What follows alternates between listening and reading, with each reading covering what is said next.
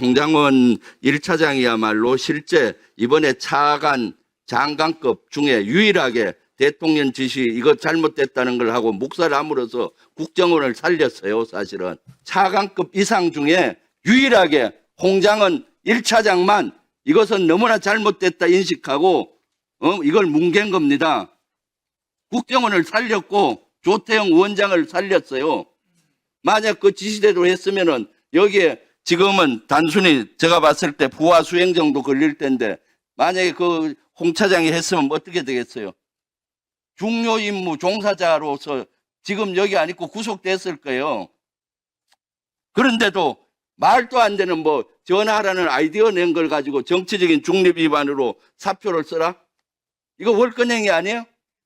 제가 직무 범위 내에서 한 일이고 직무 범위가 아니죠. 이것은 대통령 제가- 공산에 지시고 한 건데. 아닙니다. 홍 차장 나와 보세요. 인사 건의를 했고 대통령이 받아들였습니다.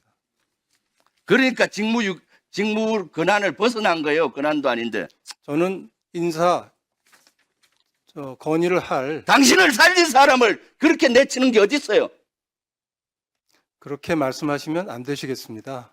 안 되기는 국민의 눈높이로 보면은 당연히 그런 거지. 홍 차장이야말로 유일하게 현 정부에서 고위급 중에서 대통령 비상계엄 잘못됐다는 것을 묵살한 사람이에요. 그런데 저렇게 보직해임 시키고 파이아웃 시켜요? 해병대 박정훈 대령 똑같은 사례예요. 경호처 경호부장 똑같은 사례예요. 한 말씀만 좀 규정대로 하겠다는데 한 말씀만 좀 드렸으면 좋겠습니다. 배제하잖아요. 홍 차장이 2차 계엄 가능한 사항이다라고 얘기했는데 이 근거가 뭔가요? 예, 제가 12월 6일 11시 반경에 정보위원장실에서 정보위원장과 여야당 간사에게 12월 3일과 관련된 부분에 있어서의 상황 설명을 해드렸습니다. 그러면서 이거는 제가 추정이자 판단이지 어떤 정보 보고에 근거한 부분은 아니지만 정보 관료로서의 오랜 경험상 지금 최근에 있는 사항을 판단해 보니까 2차 계엄까지는 안 하더라도 최소한 2차 군사 개입의 가능성이 대단히 크다라고 정보위원장께 보고드린 건 사실입니다. 왜 근거가 뭡니까? 왜 그렇게 생각해요? 주관적이라고 말씀하실 수 있겠지만 첫 번째는 대통령의 의지십니다. 제가 그 비상계엄 이후에 여러 가지 부분에 있어서의 움직임을 볼 때 대통령께서는 비상계엄이 잘못됐다 또는 대통령 국민에게 사과해야 될 부분이다 또 의지를 꺾지 않고 계시다는 부분들이 여러 가지 부분으로 느낄 수 있었습니다. 두 번째는 그 다음날 김영현 국방장관을 경질합니다. 아마 경질할 수 있는 상황이라고 생각되는데 제가 깜짝 놀란 것은 김영현 장관이 경질된 다음에 그 다음 신임 국방부 장관을 추가 임명하기 위해서 노미네이션 하는데 제가 그때 제 판단으로는 김영현 장관이 뒤로 물러났지만 영향력이 사라진 것은 아니구나. 왜? 김영현 장관의 추천에 의해서 그 후임 국방장관이 추천됐다고 생각하기 때문입니다. 또 하나는 저는 경질했지 않습니까? 안 하겠다 그랬더니.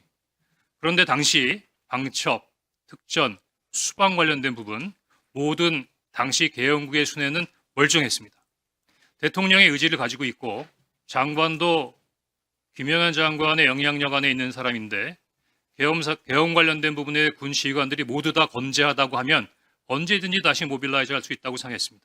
더구나 제가 굉장히 위험하다고 생각했던 부분은 여기 사령관님들도 계시지만 처음에 국회에 진입할 때는 누구의 지시에 의해서 그랬다라고 할 수 있지만 그 상황이 발생하면서 내가 내란죄로 소추당할 수 있는가 하는 부분에 있어서의 위기와 불안감을 느끼고 있는 상황에서 3명의 사령관은 상황에 따라서는 첫 번째와는 달리 훨씬 더 강하게 군사적 개입에 개입할 수 있겠다라는 생각을 했습니다. 또 하나는 제가 나름대로 이 부분의 의견을 몇 분한테 내니까 못 봤어? 국회에서 시민들이 미니까 군인들이 밀려나잖아. 그거는 그렇지 않습니다. 제가 군 출신이라서 그런데 군사의 무력이라고 하는 것은 더구나 군중이라고 하는 것은 상황에 따라서 크게 변합니다. 더구나 첫 번째 국회에 들어가서 그렇게 실패했는데 두 번째 만약에 군사 개입을 한다면 똑같이 국회에 사람들을 몰려와서 할까요? 아마 아마 제가 보기에는 군인들이 거부할 수 없는 사항을 만드는, 계엄으로 갈 수밖에 없는 그런 상황을 만들려고 했겠죠. 저는 그렇게 추정했습니다. 그러면 여인형으로부터 국회의원 체포 명단을 받았죠. 네. 목적 없이 받았다고 하시죠. 목적 없이 받은 게 아니라 대통령께서 방첩사를 적극 지원하라고 했으니까 무엇을 도와줘야 되는가를 확인하기 위해서 당일 11시 6분에 방첩사령관한테 무엇을 도와주면 되겠느냐를 물어보려고 전화한 것이었습니다. 본위원에게도 그날 11시 20분 어간에 방첩사로부터 체포 명단 리스트를 제가 받았습니다. 네. 제가 이 체포 명단 리스트를 제가 부를 테니까 확인 한번 해보십시오. 네. 우선 체포조, 체포 대상, 우원식, 이재명, 한동훈. 우선 체포 대상, 조국, 정청래, 양정철, 박찬대, 조혜주, 이하경, 양경수, 김호준, 김민웅, 김민석, 김명수. 기억과 일치합니까? 대부분 일치하는데 이경수라고 하셨습니까? 양경수. 아, 양경수 맞습니다. 예. 이 윤석열의 국회의원 체포 지시를 조태용 원장에게 보고하거나 알린 바가 있었다고 하셨죠? 일단 오전에는 원장님께서 홍장원 차장으로부터 보고받은 적이 없다고 말씀하셨는데 오후에는 그래도 대통령으로부터 전화를 받았다든가 방첩사를 지원하다든가 하는 부분에 대해 보고를 받았다고 말씀해 주셔서 제가 조금 마음이 가볍습니다. 다행입니다. 그런데 보고를 할 때 방첩사를 지원하라고 합니다라고 얘기만 하고 딱 끊고 그다음에 다른 얘기는 안 하나요? 사실대로 말씀드리면 보고를 안 한 것이 아니라 보고를 거부하신 겁니다.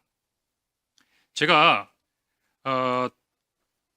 정무주의회 때 얘기하지 않은 것은 내용 자체가 너무 민감한 부분이라서 다른 사람들하고 쉽게 공유할 수 있는 사항이 아니라고 생각했습니다. 그래서 일단 정무주의회를 마치고 제 보좌관에게 원장님께 보고 드릴 수 있는 사항인지는 한번 확인해 보라고 그랬습니다.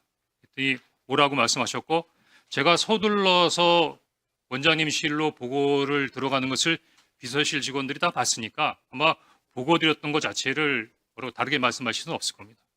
제가 물려고 들어가니까 원장님께서는 그 정무직 회의를 하셨던 그 소파에 그냥 앉아 계셨고 제가 앉자마자 원장님 제가 대통령님으로부터 전화를 받았습니다. 그런데 아마 대통령님께서 해외 출장을 이미 출발하셔서 아마 국내에 안 계신 줄 알고 저에게 전화하신 것 같습니다라고 얘기했는데 그 뜻은 원장님께서 그 다음날 아침에 일찍 해외 출장이 있으셨어요.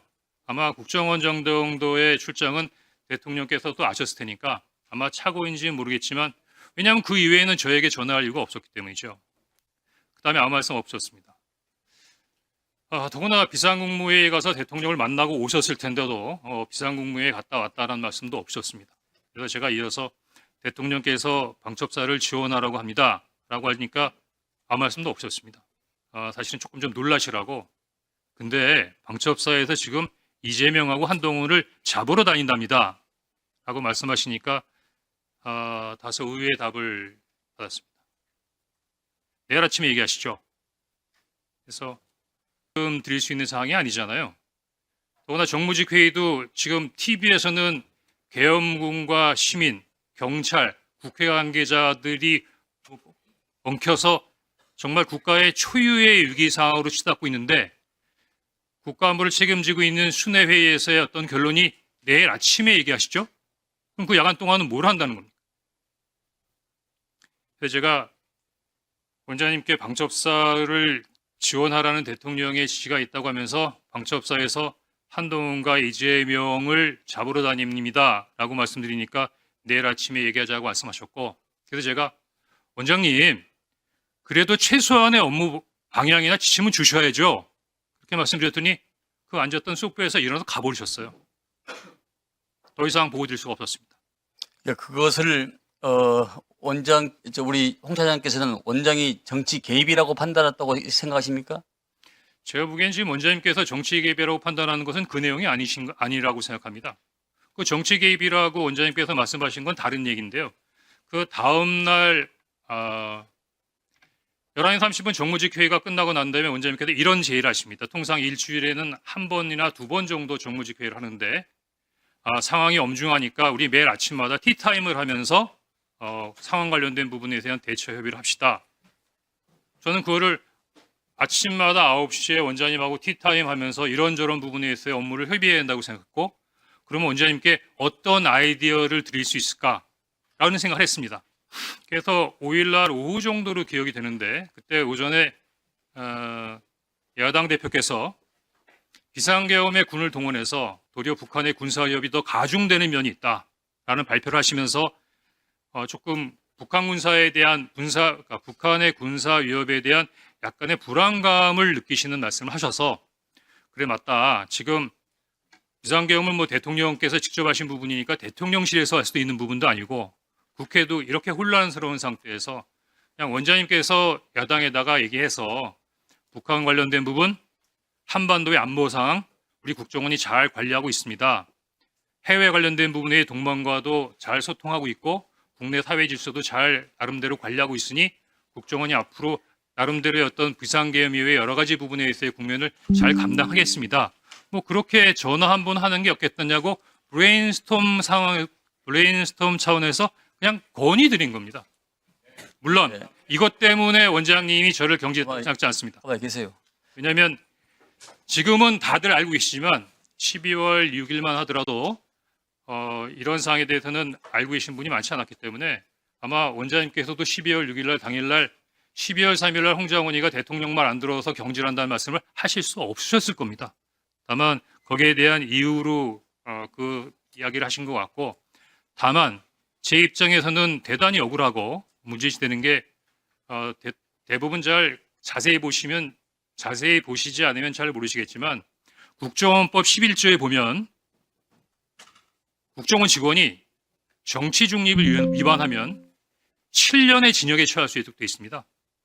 그러면 원장님께서 평소와 다르게 11월 6일 12시에 국정원장께서 이례적으로 자청하셔서 기자회견을 한 상태에서 홍장원 차장을 정치 중립 의무의 위반으로 인사경질했다고 하는 부분은 죽으라는 거예요. 사법적으로 매장하겠다는 겁니다. 근데 그게 말씀으로 끝나지 않았습니다. 그 다음날 네이버를 쳐보면 금방 알 수 있는 시민단체에서 저를 고발했고 12월 8일 그날이 대통령의 탄핵이 기각된 그 다음날 저는 검찰로부터 시민단체가 고발한 정치중립 의무 위반 혐의로 피의자로 검찰에 출두하라는 통보를 받습니다. 그러면은 그 정도면 국회에 공익제보 보호를 요청해야 되는 상황 아닙니까? 네, 맞습니다. 자, 그러면 우리 홍 차장께서는 경질당한 것이 정치적 보복으로 느끼셨겠네요? 처음에는 두 가지로 나눠서 생각해야 되는데 12월 5일에 얘기할 때만 하더라도 저 대통령 좋아했습니다. 시키는 거 다 하고 싶었습니다. 근데 그 명단을 보니까 그거는 안 되겠더라고요. 예를 들어서 위원장님 집에 가셔서 편안하게 가족들하고 저녁 식사하고 TV 보시는데 방첩사 수사관과 국정원 조사관들이 뛰어들어서 수갑 채워서 벙커에 갖다 넣었다. 대한민국이 그러면 안 되는 거 아닙니까? 그런 게 매일매일 일어나는 나라가 하나 있습니다. 어디? 평양. 그런 일을 매일매일 하는 기관 어디? 북한 보위부. 이상입니다. 그래, 한 가지만 마지막 질문 드리겠습니다. 그 국정원 쪽에서 한동훈 대표한테 체포와 관련하여 이러한 전화를 한 바가 있습니까? 그러니까 저를 물어보시는 겁니까? 국정원을 얘기하시는 겁니까? 그러니까 차장님을 비롯한 국정원 내에서 일단 저는 방금 그 여당 의원님이 말씀하신 것처럼 한동훈이라는 분을 TV 이외에서는 뵌 적이 없고요.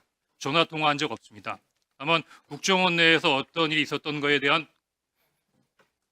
관련된 사항에 대해서는 특별한 정보 없습니다. 네, 알겠습니다.